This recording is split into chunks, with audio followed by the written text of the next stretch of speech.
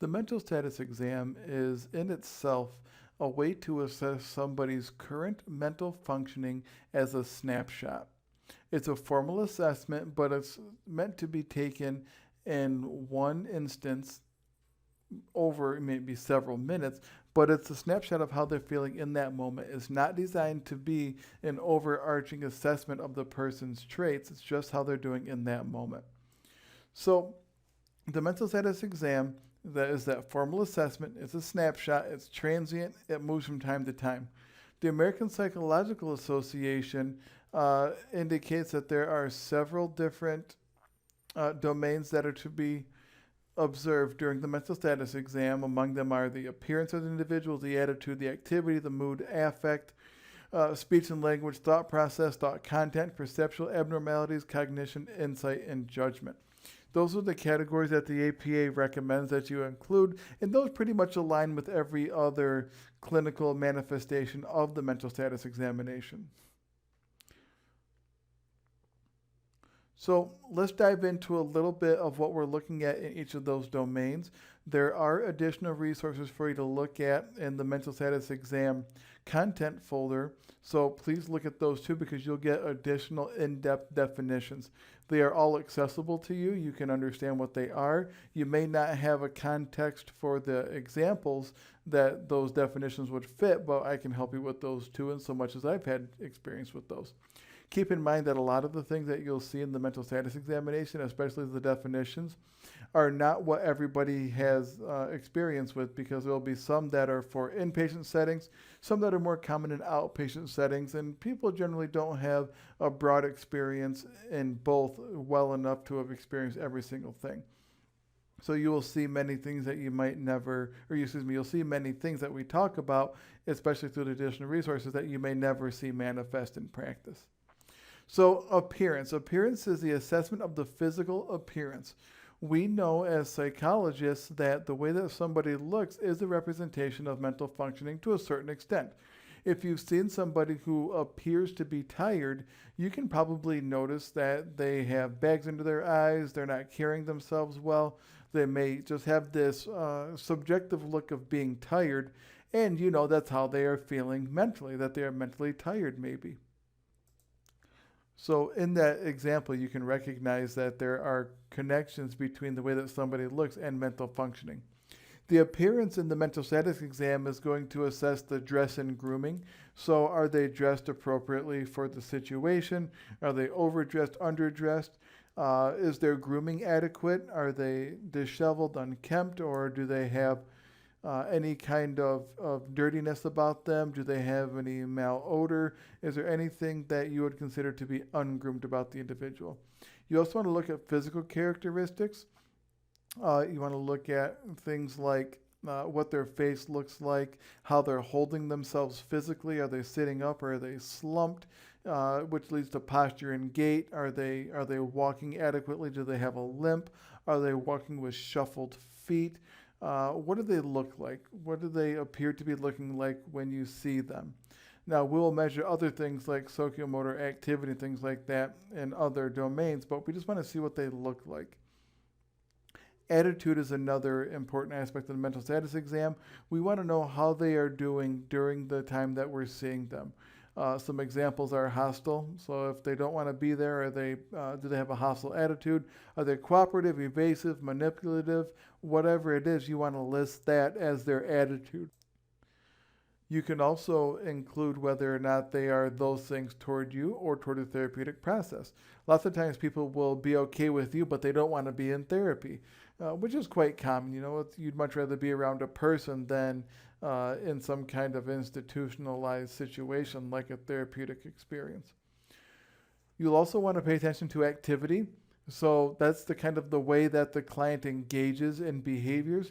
So we have just some simple examples. Hyperactive, are they constantly moving? Are they agitated to where they're kind of embodying frustration? Do they have certain motions that appear to be spastic and And are these motions uncontrolled, or are they triggered by some kind of feeling? But whatever it is the activity agitated? Are they overly rigid? Do they have peculiar mannerisms to where they kind of maybe have a twitch or a way of doing something? Do they repeat certain motions over and over again as mannerisms? Do they have psychomotor agitation or psychomotor retardation?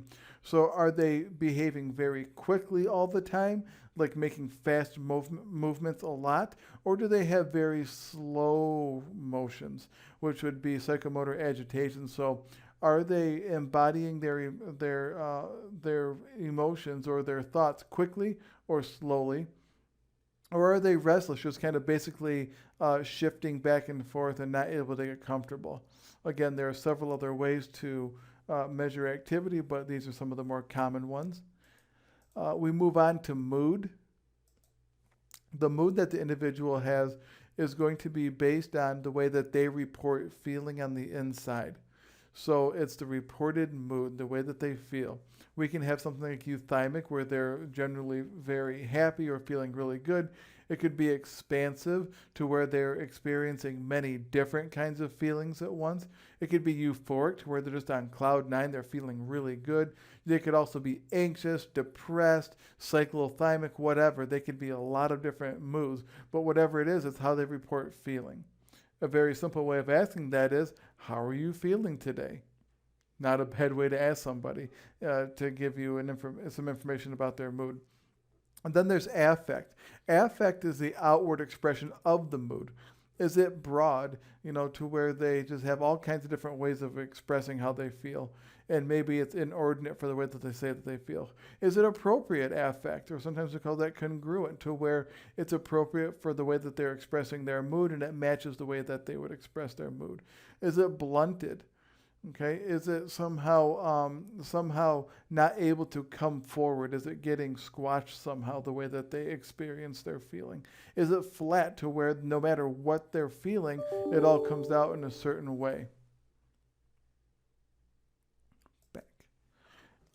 Same thing with being labile and anhedonic. Anhedonic is a good one too, because generally what happens when people who are anhedonic is that they don't enjoy what they used to. So it's kind of like even if they felt like they were expressing something that was positive, they wouldn't really feel good about it. So they wouldn't get the same joy or the same happiness out of some kind of an experience that they used to. Speech and language. We want to talk about the quality of the speech. So are they speaking using adequate words for their age and education? The quantity. Are they speaking with enough words? Are they not speaking with enough words? Are they holding back? Are they giving you too much? The pitch, the way that the word comes out. The volume. Are they speaking too loudly or too quietly? Is their vocabulary adequate? Is their pace good? Are they so along with pace goes something like the pressured speech, to where they feel like they must fill the air. Is their speech overly emotional? Is it accented that's not in accordance with their region or their usual way of speaking? Are they using neologisms, where they're making up words or they're combining words together to create new ones? Is it impoverished, or do they lack the words that they want to say? Do they have some kind of aphasia? Is there perseveration, where they are focusing on a certain set of words over and over and over again? There are many more examples of how speech and language can be distorted through the mental status exam observation. Again, take a look at some of the examples in the definitions resource that I have available to you. So the thought process has to do with the way that ideas flow. So generally how thoughts are produced. So are ideas goal-directed? Are people starting off a sentence with the intention of answering a question, giving you more information? Do they have an impoverished set of ideas? So that means that they don't have a lot to say, or they keep repeating the same thing. Do the thoughts race? Do they have lots of thoughts that come through and they're trying to figure out which ones to say? Are the thoughts circumstantial, to where they only revolve around a certain set of ideas, which would kind of be the opposite of goal-directed? thought processes? Are they illogical? Do they not flow? Do they not arrive at a conclusion? Are they distractible to where it's not easy to get them thinking about a certain thing without being distracted by another? Sometimes we call that tangential, to where they start to go off on a tangent to a particular topic. Now, the thought content has more to do with the things that do come out. So once a thought comes out, is it distorted? Is it delusional, which includes paranoia? So we want to know how they are integrating their thoughts and how they are coming out in terms of the type of content, not the method that they come out, but the content. We also want to consider perceptual abnormalities. So we do need to talk about illusions, hallucinations, depersonalization, derealization. So illusions are those things that people might mistake for something else. So for example, a little child might have an illusion that they look in their closet and they see this figure and it looks like a scary creature. Well, you flip on the light and really it's just a coat hanging over a coat hook or something like that. That would be an illusion. Whereas a hallucination is where they believe something is there that is not, whether it's auditory or visual. So you might hear something that nobody else hears, or you might see something that nobody else sees. A very simple way that I ask somebody if they're having hallucinations is I will say something like, sometimes this happens, but have you ever seen something or heard something that nobody else has heard or seen, even though they were standing next to you? And sometimes I'll say, yeah, sometimes I hear a voice inside of my head. And then I'll ask them a follow-up. I'll say, is this voice kind of like the same voice that you hear when you're reading, which is a subvocalization? Or is this some kind of a voice that you hear that's kind of telling you to do things or giving you information, but not like when you're reading something? And they'll usually be pretty good about answering that question. I'll also ask them about depersonalization, or I'll ask them something like, have you ever had an experience where you feel like you're outside of your body looking down at it? And that's the typical depersonalization experience that you'll hear. Or the derealization experience is, have you ever felt like you're inside of your body, but you feel like you're looking out through somebody else's eyes? And that's kind of that derealization experience, to where they don't feel like that they are kind of in control of their body, even though they're aware that they are themselves, where they're kind of just looking out through somebody else's eyes. The movie Get Out is like that. When you're in what they call the sunken place, it's where you feel like you are inside of somebody else's body looking out. Okay. Moving on, cognition. This has to do with short-term, long-term memory and concentration. There is an interesting way that I use to play out this short-term, long-term thing. I will say something like, I'd like you to remember these things, and maybe we can do it right now. You can play along. I'm going to ask you 3 things to memorize, and then I'm going to have you repeat them back to me. These 3 things are apple, sidewalk, penny. Now repeat those back to me. Okay, good. Now what I want you to do is I want you to start at the number 90. I want you to count backwards by 3s until I tell you to stop. Keeping in mind that I just want you to count backwards by 3s, and if you make a mistake, it's okay. Just start from there and keep going back. This isn't about your math skills. This is just about the ability to kind of work backwards. So start at 90, count backwards by 3s until I say to stop.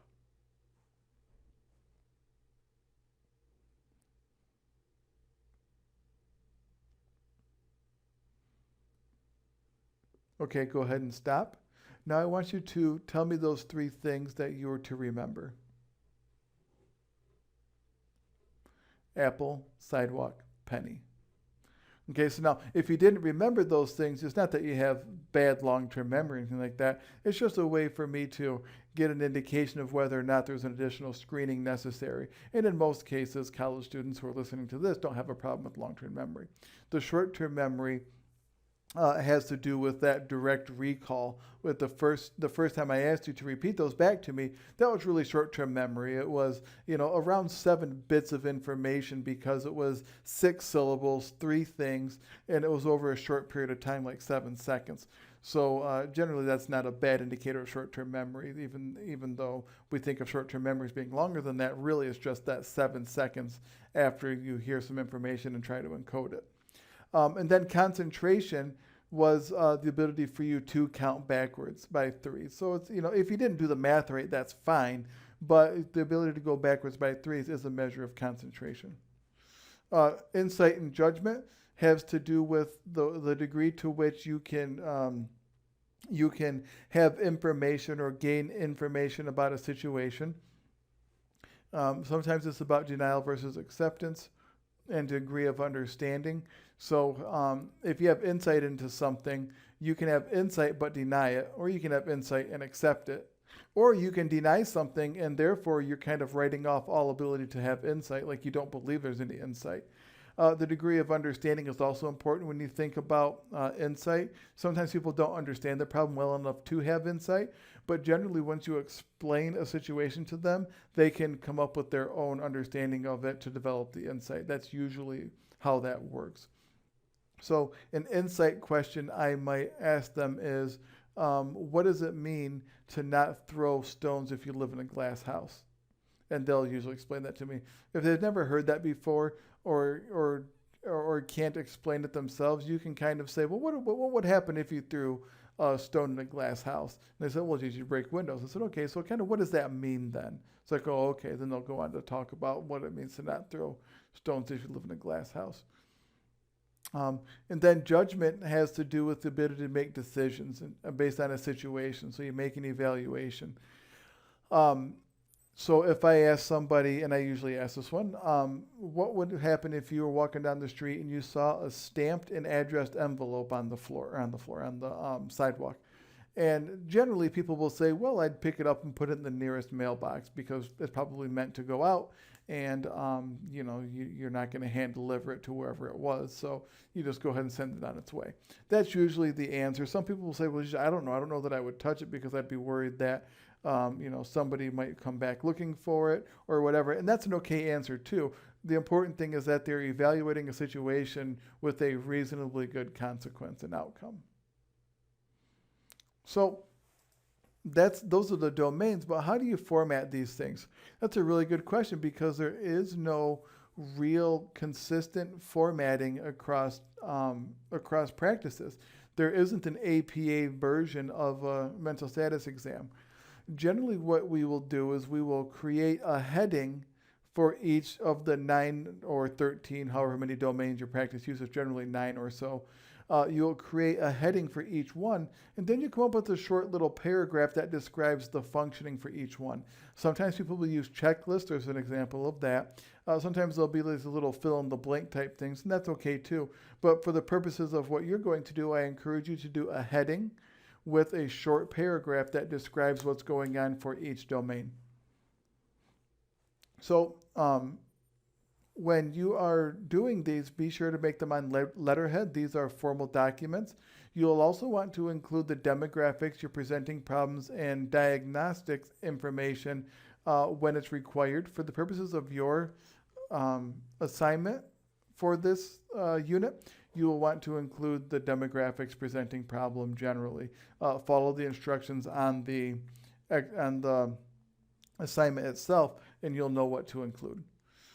Each domain needs to be acknowledged, even if you have little information about it. So if it's difficult to infer whether or not somebody has good intact concentration, you can still make an assessment that says that the person appeared to follow the conversation without getting distracted. That's a good enough statement for concentration, even though that could also bleed over into a different domain. Sometimes that has to do with thought process. So even so, you can still use that. And you need your credentials and signature like everything else because you are taking responsibility for your work. So that is the mental status exam, kind of a brief lecturette about it. It does deserve its own space because we covered different assessment issues last time, but the mental status exam is an important one. And I encourage you to go back and read through the text if you want clarification on some things. I know it doesn't go into a lot of detail, but look at the additional resources and really lean into those. If you have any questions, feel free to reach out, and we will be going over the mental status exam assignment in class, as well as doing the role play where you will be making a mental status examination determination.